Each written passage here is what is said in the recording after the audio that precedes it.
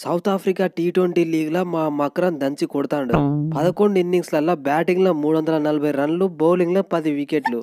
ఎస్ఆర్‌హెచ్‌ల all రౌండర్లు లేరు అన్నోళ్ళందరూ ఇప్పుడు ఏం చేస్తారు భూవి బ్రో మూసుకుంటారు. సౌత్ ఆఫ్రికా టీ20 ఫస్ట్ సీజన్‌లోనే సన్ రైజర్స్ టీంని నేను ఫైనల్ దాకా తీసుకొచ్చిన. ఇవాళ జరగబోయే ఫైనల్ కూడా మేమే గెలుస్తాం. ఏంది ఫాప్ బ్రో సెమీఫైనల్ దాకా పోయి గట్ల ఓడిపోయినావు. ఈ ప్రపంచంలో ప్రస్తుతం నాకు నచ్చని విషయం ఏదైనా ఉన్నదంటే సెమీఫైనల్లో ఓడిపోవడం. ఓడిపోతే మీకేంది బ్రో, ఇక్కడ నేను ఆడేది చెన్నై ఫ్రాంచైజీకి కదా. అక్కడ నువ్వు ఆడేది చెన్నైకైనా కానీ ఇక్కడికి వచ్చినాక నువ్వు ఆడేది బెంగళూరుకే కదా. సరే ఇంట్లో ఉట్టిగానే కూర్చోకుండా నేను ఇక్కడ టెస్ట్ మ్యాచ్లలో బిజీగా ఉన్నా. ఐపీఎల్ కోసం ప్లాన్లు రెడీ చేయి.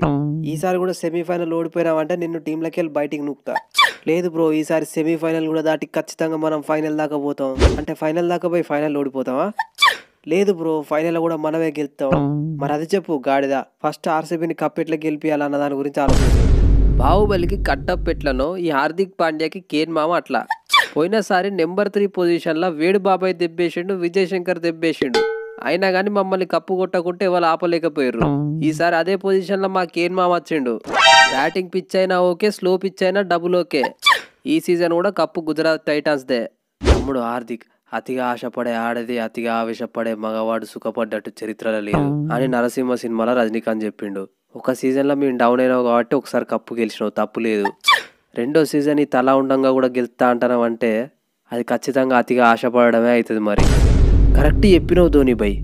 ఒక్క సీజన్ మనం డౌన్ అయినాం కాబట్టి జీటీని గెలిపించిండు. ఎంట్రీ సీజన్లోనే కప్పు కొట్టినావు, మళ్ళీ నెక్స్ట్ సీజన్లో కూడా కప్పు కొడతా అని అతిగా ఆశపడతాను. రోహిత్ బ్రో నీ దగ్గర 5 ట్రోఫీలు ఉన్నాయి, ధోని బై దగ్గర 4 ట్రోఫీలు ఉన్నాయి. అయినా కానీ మీరు ఇంకో ట్రోఫీ గెలవాలని చూస్తారు. ఐపీఎల్ ట్రోఫీ అంటే ఓన్లీ సిఎస్కే ముంబై కాదు, ఇప్పటి నుండి ప్రజలు గుజరాత్ టైటాన్స్ ఉన్నదని కూడా గుర్తించుతారు. అయినా అతిగా ఆశపడేది నేను కాదు, మీరు. ఐపీఎల్లో ముంబై చెన్నై డామినేషన్ని తగ్గించడానికే ఈ పాండ్యా వచ్చిండు. ఈసారి పంజాబ్ కింగ్స్కి సపోర్ట్ చేసే ప్రతి ఫ్యాన్కి పల్పీ ఆరెంజ్ ఫ్రీగా కొనిస్తా.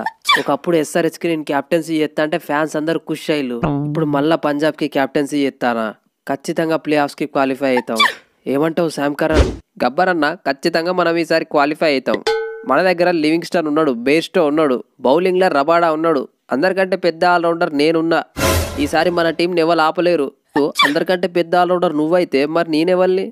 సరే నన్ను మర్చిపోతే మర్చిపోయాను, మా టీంలో ఉన్న జడేజా బ్రోని కూడా మర్చిపోయినావా? స్టోక్స్ అన్నా నేను అట్లా అంటానా? నేను అన్నది మా టీంలో ఉన్న వాళ్ళందరికంటే నేను బెస్ట్ ఆల్రౌండర్ అన్నా.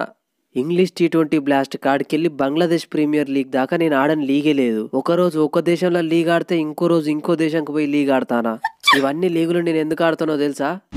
ఎందుకు ఆడుతావు? పైసల కోసం ఆడుతావు. తమ్ముడు ఐపీఎల్ వచ్చే పైసలతో నేను మెర్సిడీస్ బెంజ్ ఏఎండబ్ల్యూ కార్ కొనుక్కున్నా. అదే ఈ మిగిలిన లీగ్లలో వచ్చే పైసలతో నా కార్కి సర్వీసింగ్ కూడా చేయించలేను. అయినా ఎందుకు ఆడతానో ఎరికేనా? కేకేఆర్ని గెలిపేయడానికి ఇదంతా నెట్ ప్రాక్టీస్. ఈసారి ఈ రసల్కి బౌలింగ్ వేసే బదులు ప్లేయింగ్ లెవెల్లో సెలెక్ట్ కాకపోవడమే మంచిదని బౌలర్స్ అనుకుంటారు.